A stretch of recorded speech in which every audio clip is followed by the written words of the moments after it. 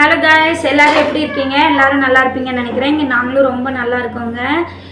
இன்றைக்கி டேட்டு பார்த்தீங்கன்னா ஆகஸ்ட் 22. இப்போ வந்து நைட்டு 7 மணி ஆகுது கரெக்டாக. நான் இன்றைக்கி நைட் டின்னர் என்ன பண்ண போகிறேங்கிறது தான் உங்கள் கூட ஷேர் பண்ணிக்க போகிறேன். தக்காளி சாப்பாடு செய்யலாம். இப்போ அது எப்படி செய்கிறேங்கிறது தான் உங்கள் கூட ஷேர் பண்ணிக்க போகிறேன் நான். சரி வாங்க வீடியோக்குள்ளே போகலாம்.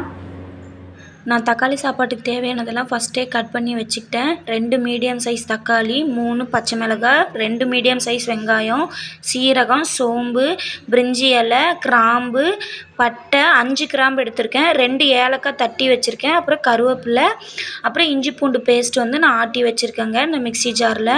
சரி வாங்க இப்போ தக்காளி சாப்பாடு எப்படி செய்கிறதுன்னு பார்க்கலாம். எங்கள் வீட்டில் இருக்கிறத வச்சு நான் செஞ்சுருக்கேன் இன்றைக்கி. வாங்க பார்க்கலாம். ஃபஸ்ட்டு அடுப்பு பற்ற வச்சுக்கலாம். அதுக்கப்புறம் அதில் குக்கரை வச்சு நமக்கு தேவையான அளவு எண்ணெயை ஊற்றிக்கலாம். நான் வந்து ஒரு கையில் மொபைலில் வீடியோ எடுத்துக்கிட்டு ஒரு கையில் சமைக்கிறதுனால நான் ஆல்ரெடி எல்லாம் கட் பண்ணி வச்சுட்டு குக்கரில் எண்ணெய் ஊற்றி வச்சுட்டு அரிசி கழுவி வச்சுட்டு தான் வீடியோ எடுக்க ஸ்டார்ட் பண்ணேன். ஏன்னா ஒரே கையில் நான் சாப்பாடு வந்து செஞ்சுட்டு ஒரு கையில் வீடியோ எடுக்கணும். வீடியோ எடுத்துகிட்டு என்னால் எல்லாம் கட் பண்ணிவிட்டு அரிசி கழுவிட்டு எண்ணெய் ஊற்றிட்டு இருக்க முடியாது. அதனால தாங்க எண்ணெய் காஞ்ச உடனே அந்த கிராம்பு 5 கிராம்பு, 2 துண்டு பட்டை, 2 ஏலக்காய், அப்புறம் பிரிஞ்சி இலை, சீரகம், சோம்பு இது எல்லாத்தையும் போட்டு சீரகம் சோம்பு பொரிஞ்சு வெடித்து வரணும். அது வரைக்கும் வெயிட் பண்ணுங்கள்.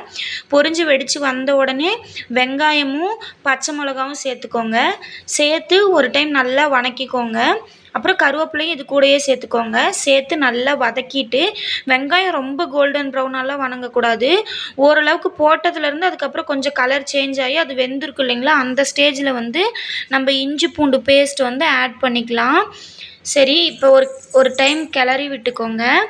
கிளறி விட்டாச்சு. இப்போ பாருங்கள், முன்ன போட்டது வந்து வெங்காயம் ரொம்ப டார்க்காக இருந்தது, இப்போ வந்து கலர் வந்து சேஞ்ச் ஆகிருக்கு. இப்போ வந்து வெங்காயம் வதங்கிடுச்சு. இதுலேயே நம்ம அரைச்சி வச்சுருக்க இஞ்சி பூண்டு பேஸ்ட் இதையும் சேர்த்துடலாம். ஒரு டைம் மிக்ஸ் பண்ணி விட்டுக்கலாம்.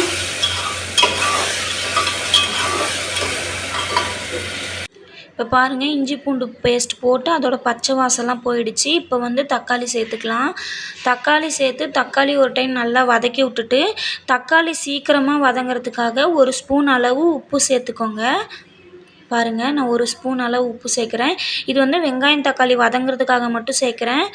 நம்ம கடைசியாக தண்ணி சேர்த்துட்டு அப்புறமா நம்ம உப்பு சேர்த்துக்கலாம். பாருங்கள், இப்போ தக்காளி நல்லா வதங்கிருச்சு. இப்போ இந்த ஸ்டேஜில் மசாலா சேர்த்துக்கலாம். 2 ஸ்பூன் மிளகாத்தூள், அப்புறம் 1/2 ஸ்பூன் மஞ்சள் தூள், அப்புறம் வந்து பிரியாணி மசாலா 2 ஸ்பூன். அவ்வளோதாங்க நான் தக்காளி சாப்பாட்டுக்கு சேர்ப்பேன். இதை சேர்த்து ஒரு டைம் மிக்ஸ் பண்ணி விட்டுக்கோங்க.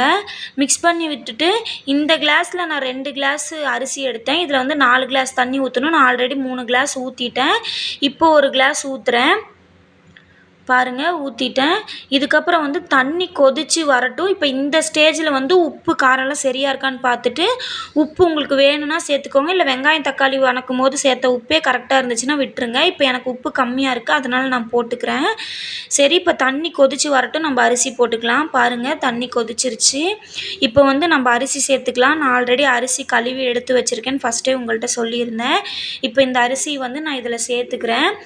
அரிசி சேர்த்துட்டு உடனேவும் மூடி போட்டு மூடிடக்கூடாது. அரிசி சேர்த்துட்டு அரிசி சேர்த்ததுக்கப்புறம் ஒரு டைம் கொதிச்சு வரும் பார்த்தீங்களா, அப்போ வந்து மூடி போட்டு மூடினா விசில் சீக்கிரம் வந்துடும்.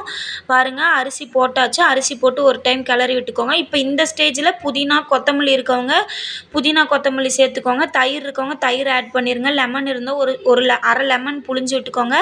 கடைசியாக மூடுறதுக்கு முன்னாடி ஒரு 2 ஸ்பூன் நெய் சேர்த்து மூடினீங்கன்னா தக்காளி சாப்பாடு இன்னும் டேஸ்ட்டாக இருக்கும்.